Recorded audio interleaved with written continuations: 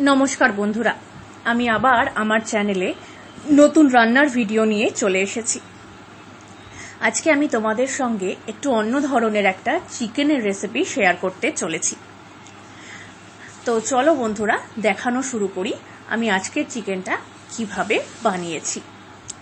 তো প্রথমে একটা কড়াই নিয়েছি, কড়াইতে তেল গরম করতে দিয়েছি, তারপর তার মধ্যে শুকনো লঙ্কা ফোড়ন দিয়েছি এবং তারপরে বেটে রাখা পেঁয়াজটা দিয়ে দিলাম এবং সেটাকে খুব ভালো করে নাড়াচাড়া করে নিলাম, মানে বেশ ভালোভাবে ফ্রাই করে নিতে হবে।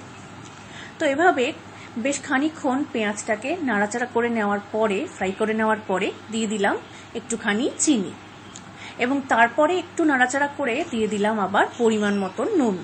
এবার পরিমাণ মতো নুন দেওয়ায় পেঁয়াজটা আরও একটু নরম হয়েছে এবং আরও একটু তেল ছেড়ে এসেছে।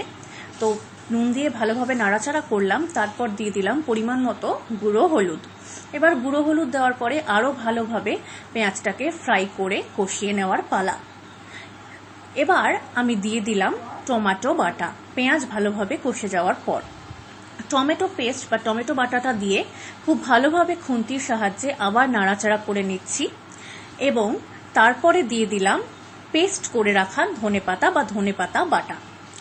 এবার ধনেপাতা বাটাটা দেওয়ার পরে কালারেও যেমন চেঞ্জ এসেছে, তেমন আরও একটুখানি তেল ছেড়ে দিয়েছে এবং গন্ধও কিন্তু বেশ ভালো বেরিয়েছিল। ধনেপাতা বাটাটা দিয়ে ভালোভাবে নাড়াচাড়া করে দিয়ে দিলাম আদা রসুন কাঁচা লঙ্কা একসাথে বেটে রেখেছিলাম সেই পেস্টটা। খুব ভালোভাবে এবার পুরোটাকে কষানোর পালা। বেশ ভালোভাবে নাড়াচাড়া করবে, তারপরে দিয়ে দেবে শুকনো লঙ্কার গুঁড়ো বা কাশ্মীরি রেড চিলি পাউডার এবং ধনে গুঁড়ো এবং জিরে গুঁড়ো। এবার গুঁড়ো মশলা দেওয়ার পরে পুরো টেক্সচারটা একটু ঠিক হবে, কিন্তু সেটাকে খুব ভালোভাবে নাড়াচাড়া করে গুঁড়ো মশলাটাকে ভালোভাবে ব্লেন্ড করতে হবে খুন্তির সাহায্যে। গুঁড়ো মশলা যদি ঠিক মতন ব্লেন্ড করতে না করা হয় তাহলে কিন্তু একটা কাঁচা মশলার গন্ধ বেরোয়, যেটা কিন্তু খাওয়ার সময় একেবারেই ভালো লাগে না।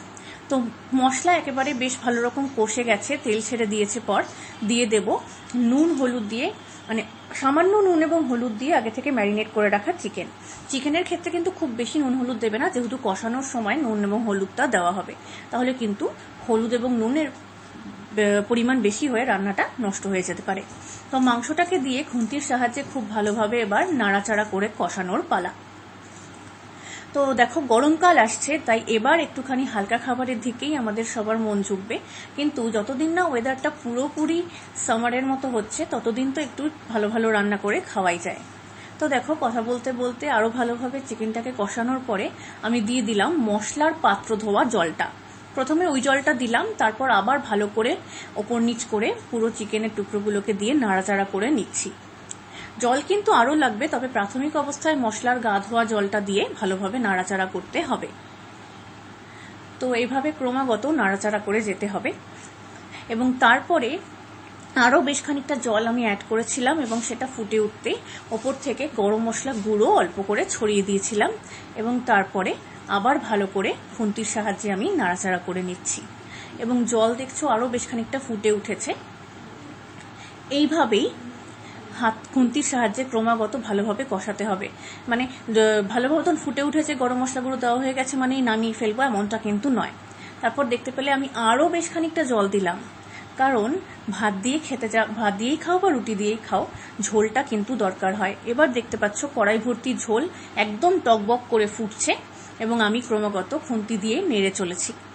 তো এবার কিন্তু রান্নাটা প্রায় হয়ে এসেছে, তো তোমাদেরকে তাই বলে দিচ্ছি, আমার এই রেসিপিটা যদি ভালো লেগে থাকে তাহলে নিজেরা বাড়িতে ট্রাই করো এবং বন্ধুদের সঙ্গেও শেয়ার করো। তো এবার একেবারেই রান্নাটা হয়ে গিয়েছে, আমি গ্যাস অফ করে দিয়েছি এবং একটা পাত্রে তুলে নিচ্ছি। তো দেখতে যেমন সুন্দর হয়েছে, খেতেও কিন্তু তেমন সুন্দর হয়েছিল। তোমরা পাশে থেকো, সাপোর্ট করো। ধন্যবাদ।